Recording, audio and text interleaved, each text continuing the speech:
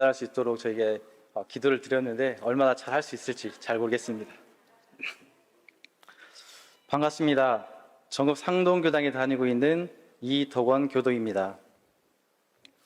신앙수행 감상방 발표를 위해 이곳 전북교회에 참석하여 발표하기까지 긴장된 마음은 남녀노소 누구나 같은 마음일 것 같습니다. 교무님께서 이런 말씀을 주셨습니다. 어려운 부탁인데 들어줘서 고맙고 미안하다는 말씀이셨습니다. 준비 잘 하겠습니다 라고 말씀드린 뒤 생각해보면 저를 위한 마음 공부 잘 하라는 스승님의 가르침인데 스승님께서는 왜 미안해하고 나는 왜 고맙게 생각해야 하는가? 아마도 이번 특별 기도 중에 변화된 나의 모습 중에 첫 번째가 아닌가 싶습니다. 바로 마음 공부의 중심은 다른 사람이 아닌 바로 나라는 존재를 변화시키는 것이기 때문입니다. 기도와 법문 사경으로 인해 변화된 내 모습을 살펴보기 위해 가정과 직장 그리고 세상을 대하는 나의 모습은 어떻게 변화되었는지 나누어 생각해 보았습니다. 첫 번째, 가정에서의 변화입니다. 고등학교 1학년인 딸 아이와 사춘기에 접어든 아들을 둔 평범한 가정의 가장입니다. 그 평범함이란 어느 가정처럼 화나면 소리도 지르고 열도 내고 그리고 분도 삭혀야 하는 평범한 가정이라는 뜻입니다. 아이들에게 물어보니 아빠가 기도하고 나서 예전보다는 참을성이 좋아졌다고 합니다. 표현하는 것도 화부터 내거나 큰 소리로 말하기보다는 거칠지 않고 부드럽게 그냥 좋아지고 있다는 아이들과 와이프의 평가입니다. 더 있을 텐데도 평가가 인색한 건지 아니면 찾아봐도 없는 건지 좀 더 노력해 봐야겠다 반성을 해 보았습니다. 저는 아침 저녁으로 심고하고 저녁에는 정해진 시간보다는 시간에 구애받지 않고 꾸준히 기도를 합니다. 그리고 정기일기와 상시일기를 기재합니다. 정기일기 중 유무념 대조 항목은 첫 번째로 모든 일을 처리할 때 중도로서 처리하자. 두 번째로 경계를 대할 때 평상심을 유지하자. 세 번째로 화내지 않고 따뜻하게 말을 건네자. 네 번째로 일원상 서문 10독 이상 하기. 다섯 번째, 종법산이 10년 법문 강약 진화로 평등 세상 이룹시다. 1독 이상 하기. 아까 제가 이 문제 제일 먼저 풀 수 있었는데 제가 참았습니다. 유무념 대조 항목 중에서 1년 동안 꾸준하게 계속하고 있는 항목과 잘 되어지고 있는 항목들은 한두 달 정도로 한 번씩 바꾸어가면서 대조하고 있습니다. 두 번째, 직장에서의 변화입니다. 아무리 긴급하고 다급한 일이라도 일의 순서와 대중을 잡아 처리하는 습관이 되었습니다. 상시응용주의사항 제1조 응용하는데 온전한 생각으로 취사하기를 주의할 것이요. 제2조 응용하기 전에 응용의 형세를 보아 미리 연마하기를 주의할 것이요. 제6조 모든 일을 처리한 뒤에 그 처릴 것을 생각하여 보되 하자는 조목과 말자는 조목에 실행이 되었는가 못 되었는가 대조하기를 주의할 것이니라. 이 법문처럼 일 처리를 하다 보니까 실수도 적고 일의 성과도 좋고 또한 직원들과의 관계도 좋아지는 것 같습니다. 일 처리는 어느 한쪽에 착하지 않고 중도로서 처리하기 위해 유무념을 대조합니다. 직장에서 일하다 보면 다른 사람의 시비 관계로 인해서 일도 복잡해지고 다른 사람을 비난하거나 원망하는 일이 생깁니다. 그럴 때 예전 같으면 시비뿐만 아니라 그 사람까지도 미워하는 마음이 앞섰다면 지금은 그릇된 점만 보고 나는 그러지 말아야 되겠다 반성의 스승으로 삼는 데 집중하게 되었습니다. 직장에서는 나만 잘한다고 해서 일 처리가 잘 되는 건 아니고 여러 사람들과의 관계에서 잘못되거나 혹은 직원의 실수로 이루어지는 경우도 많이 있습니다. 그럴 때면 화도 나고 사태를 어떻게 수습해야 하나 방법을 찾기보다는 마녀사냥하듯 질책의 대상을 찾는 경우가 많이 일어납니다. 저 또한 아니라고는 볼 수 없지만 직원에게 무슨 일이 있나?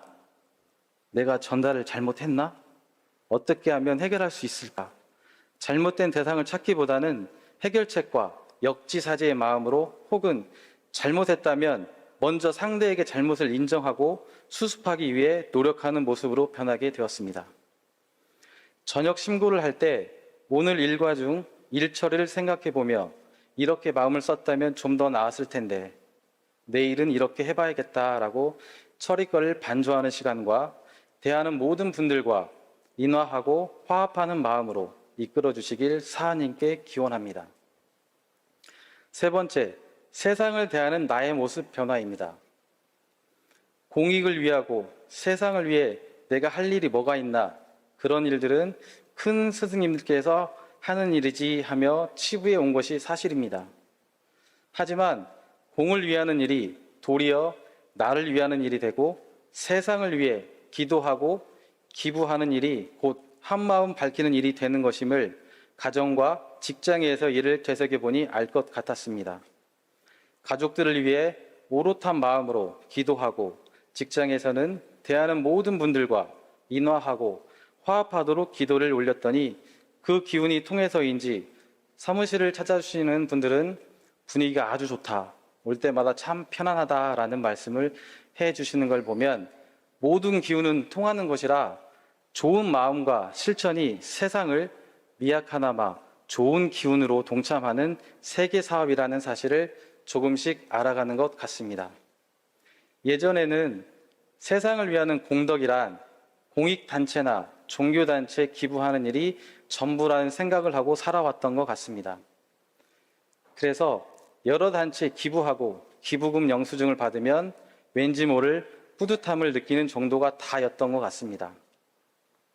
하지만 원불교 공부가 깊어질수록 모든 일들이 세상을 위한 사업이고 세상을 위한 사업이 곧 나를 위한 사업이라는 것을 알 것 같습니다.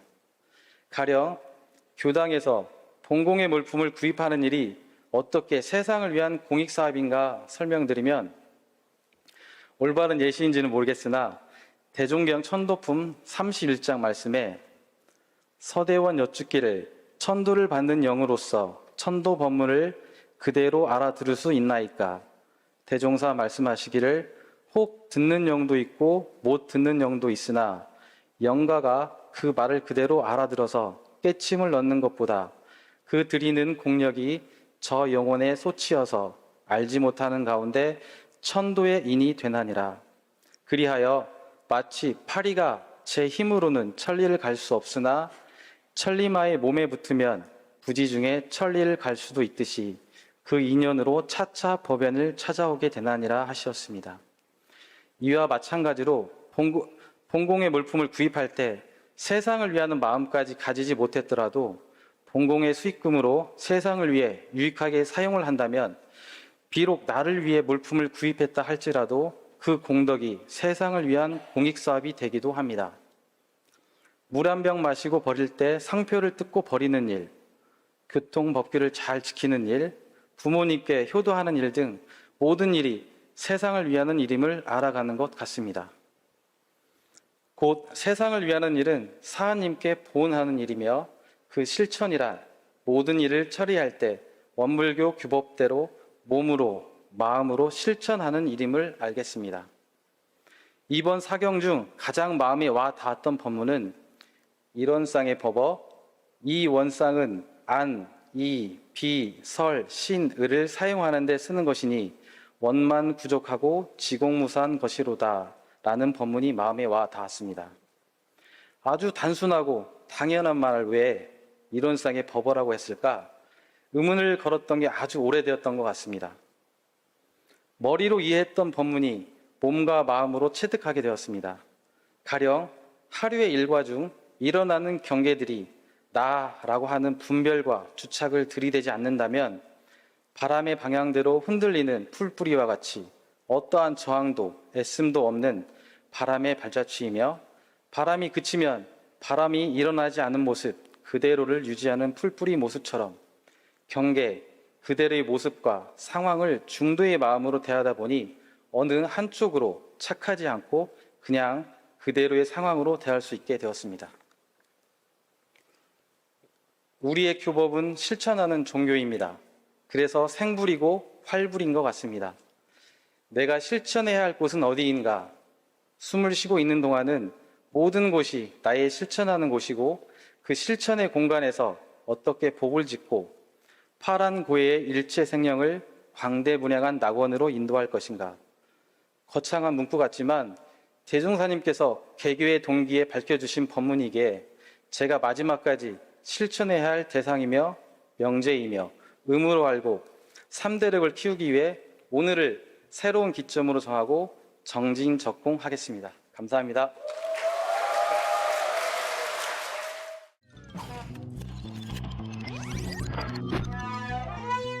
반갑습니다.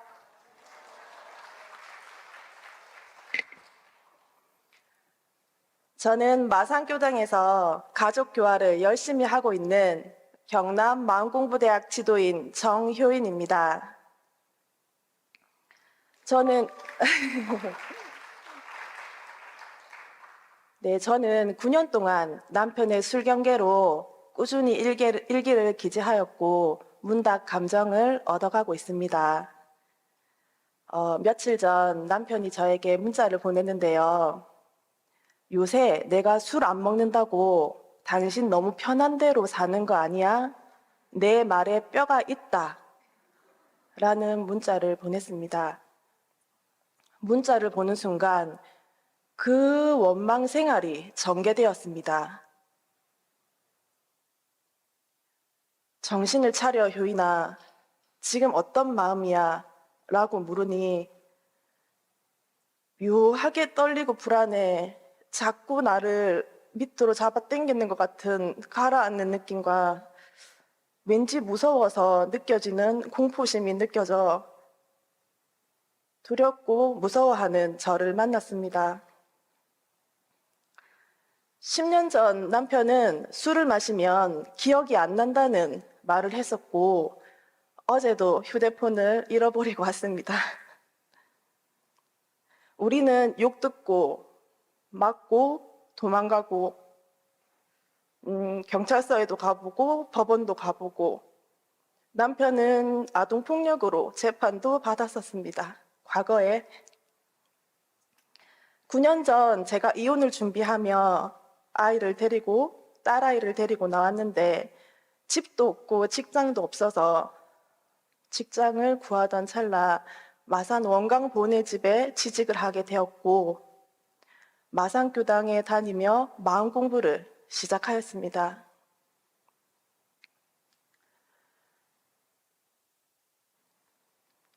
용서를 구하는 남편을 보니 지금 여기에서 남편을 볼 자신이 생겨 매일 아침 새남편 새부처님을 외치며 일상수행요법 1조 심지는 원래 요란함이 없건만은 술 경계를 따라 있어 지나니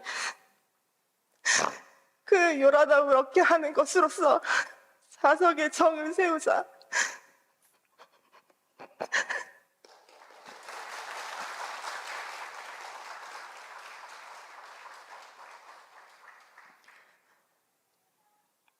거의 2편도 쓸 때도 있었고 매일 일기를 기재하며 문답 감정을 얻어 나갔습니다. 제가 그 지도인 강의를 준비하면서 지은본 원망 생활을 감사 생활로 돌리자를 연마할 때 제 안에 원망이 자꾸 나와져서 그 원망심을 만나는 공부를 했었고 두 번째 지은본 강의를 준비하면서 원망할 일이 있더라도 먼저 모든 은혜의 소중례를 발견하여 먼저 원망하리를 저 일원상 바라보듯 신앙하는 공부를 하였습니다. 뱃속에 있는 애가 네 애가 맞아?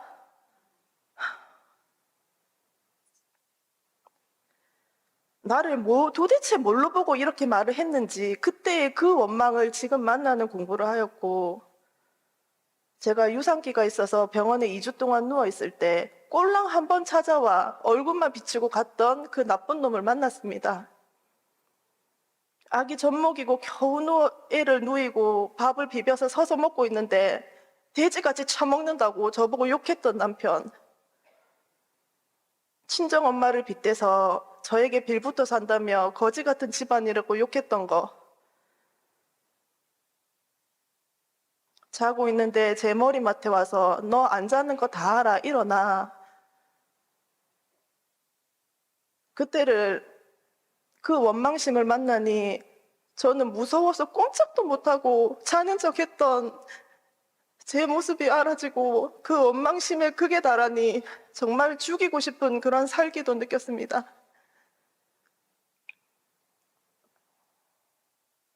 그리고 저의 제 잘못도 기억이 났는데요.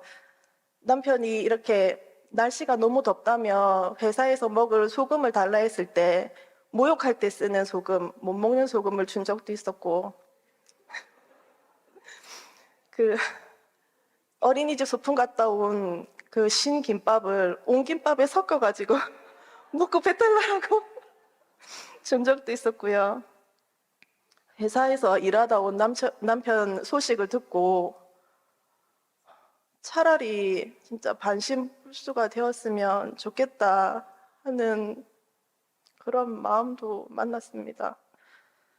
그런 일들이 저는 그때는 정말 원망 생활 하는 줄도 모르고 그냥 서로 미워하고 그 전쟁 같은 일들이 이제는 정말 그 누구의 잘못이 아닌 누구의 잘못이 아닌 것을 알게 되었고요.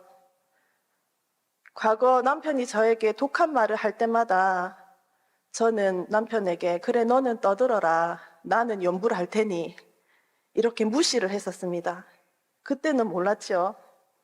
당신이 할 일은 돈이나 벌어오는 거야. 그게 우리에 대한 참회야 라고 주장을 하였고 남편은 나는 15년 동안 한 회사에서 열심히 일하고 있어. 그 성실함을 저는 인정하지 않았습니다. 이 원망심을 이렇게 만나니 우리의 모습이 객관적으로 보여졌고 그 남편의 말이 지랄이 아닌 나에게 하는 말로 들리는 그런 신기한 경험을 하였습니다. 남편이 특별하고 소중한 인연 맞죠? 네, 저는 남편 덕분에 대소유무 이치를 공부하고 있고 그리고 우리 가족의 기질을 또 공부하게 되었고 지금밖에 할 수 없는 이 이혼 공부를 지금 어떤 마음으로 하고 있는지 살피는 공부를 하고 있습니다. 지도인의 강의에서 원망이 감사가 터져나오는 사례를 발표할 수 있었습니다. 똑같은 경계를 9년 동안 하다 보니 솔직히 지겹고 하기 싫고 정말 하기 싫은 마음이 납니다. 그럴 때 빨리 내가 해결을 하고 싶구나 이 마음만 깊이 만나며 제가 하던 대로 용신법, 정전, 대조, 응용 공부를 우리 동지들과 함께 해나가면 됩니다. 남편의 그 원망 생활이 흐려지고 있는데요.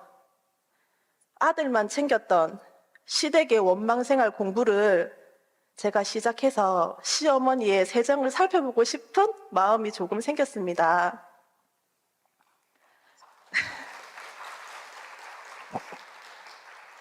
그 원망 생활이 전개되어질 때 원망하는 마음을 깊이 만나며 저는 원망 생활 공부 전문가로 성장해 나가겠습니다. 지금 이 순간도 우리 일을 아무 일도 없이 이렇게 발표할 수 있도록 포렴하여 주시는 법신불사님 은혜 감사드립니다. 대종사님 사랑합니다. 이상 발표를 마치겠습니다. 감사합니다.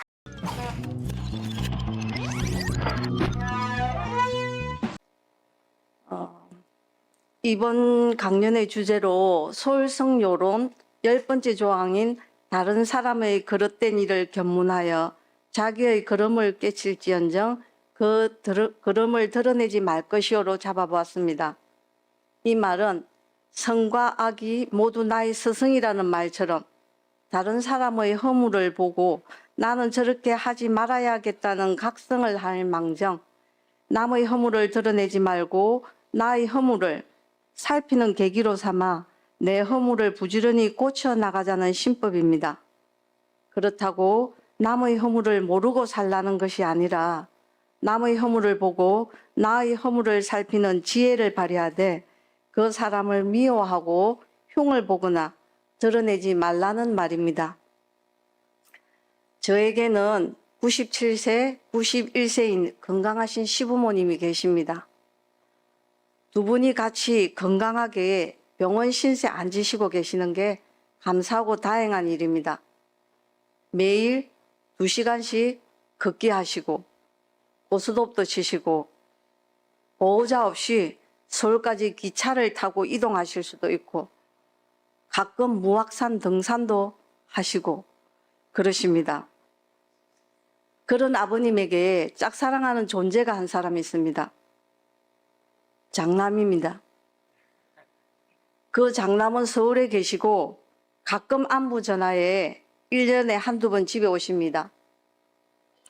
그런데 형님이 오시면 늘상 어시장에 가셔서 질 좋은 멸치를 사서는 챙겨주십니다. 몇 년을 지켜봐도 형님만 사주시고 저는 안 사주시길래 왜 저는 안 사주냐고 하니까 본인도 미안한지 선생님들은 선물을 받는 것 같아서 안 사셨다고 어이없는 변명을 하십니다. 아주버님이 어쩌다 내려와서 고향을 방문하려 치면 비용이 든다고 비용의 일부를 남편에게 내놓으라고 하시니 어이가 없었습니다. 수십 년을 곁에서 일상을 살펴드린 우리는 너무 억울한 생각이 들었습니다. 굳이 인정받으려고 한 건 아닌데 작은 것에 치사해지는 게 사람 심리인가 봅니다. 집에 돌아와서는 남편에게 온갖 불평을 쏟아냈습니다. 매달 용돈 드리고 장봐 가서 식사 대접하고 하는 나는 뭔데?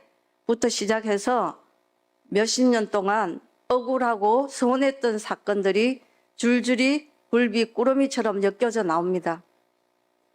이것으로도 분이 안 풀려서 딸에게도 하소연을 했습니다.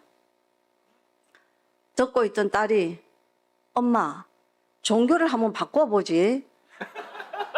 원불교를 그렇게 믿고도 마음 공부가 안 되면 그건 엄마한테 안 맞는 거다. 라고 일침을 던졌습니다. 헉, 말은 안 했지만 얼마나 뜨끔했는지 모릅니다. 조금씩 제 마음을 들여다보기 시작했습니다. 그깟 멸치 그게 뭐라고? 단지 내가 한 노력을 인정받지 못한 서운함과 몰라주는 억울함이 아버님을 미워하고 흉을 보고 하는 제 마음이 보였습니다. 역지사지의 심정으로 저도 두 아이가 한쪽이 기운다는 생각이 들면 부족한 곳에 퍼주고 집어주고 그랬을 것 같았습니다. 며느리의 눈으로 보다가 부모의 눈으로 보니 이해가 되었습니다. 아버님은 오랜 사대부 사상에 의해 장남이 잘 살아야 하는데 아버님 눈에는 부족하고 아픈 손가락이었나 봅니다. 마음을 돌려서 우리가 못 살아서 아버님이 챙겨줘야 하는 입장보다야 낫지 않나 하는 생각이 들었습니다. 그리고 나는 아들과 딸을 구별지어서 다르게 행한 것은 없나 살펴보니 나 역시 그렇게 하고 있는 게 보였습니다. 남의 눈에 티는 보면서 제 눈에 티는 보지 못하는 우를 저도 저지르고 있었습니다. 그런 시선으로 아버님을 보니 이건 차별이 아니라 차이를 조정하는 나름의 방법이셨던 것 같습니다. 시부모님은 평생 종교가 없습니다. 원불교를 믿었다면 이 작은 며느리를 서운하지 않게 아주버님을 챙기는 방법을 아셨을까 하는 마음이 들었습니다. 그래도 원불교 문지방을 몇십 년째 밟고 다닌 내가 습관대로 반영하여 또다시 불선업을 짓지 않도록 순한 마음 일어나는 경계를 알아차리고 남은 시간을 아버님과 척짓지 아니하고 상생선연으로 살아갈 수 있는 용신법을 써야겠다고 돌아보는 계기가 되었습니다. 끝으로 시 한 편으로 제 마음을 대신하고 강연을 마치도록 하겠습니다. 자, 언제부턴가 나는 마음속에 자를 하나 넣고 다녔습니다. 돌을 만나면 돌을 재고 사람을 만나면 사람을 재었습니다. 물 위에 비치는 구름을 보며 하늘의 높이까지 잴 수 있을 것 같았습니다. 나는 내가 지닌 자가 제일 정확한 자라고 생각했습니다. 내가 잰 것이 넘치거나 처지는 것을 보면 마음에 못마땅하게 여겼습니다. 그렇게 일생을 확실하게 살아야 한다고 몇 번이나 속으로 다짐했습니다. 가끔 나를 재는 사람을 볼 때마다 무관심한 채 하려고 애썼습니다. 간혹 귀에 거슬리는 얘기를 듣게 되면 틀림없이 눈금이 잘못된 자일 거라고 내뱉었습니다. 그러면서 한 번도 내 자로 나를 잰 적이 없음을 깨닫고 스스로 부끄러워졌습니다. 아직도 녹선자를 하나 갖고 있지만 아무것도 재지 않기로 마음먹었습니다. 끝으로 이 자리를 빌어서 제게 원불교 문고리를 잡혀주신 엄마 상타원 윤상원 여사님 존경하고 사랑합니다.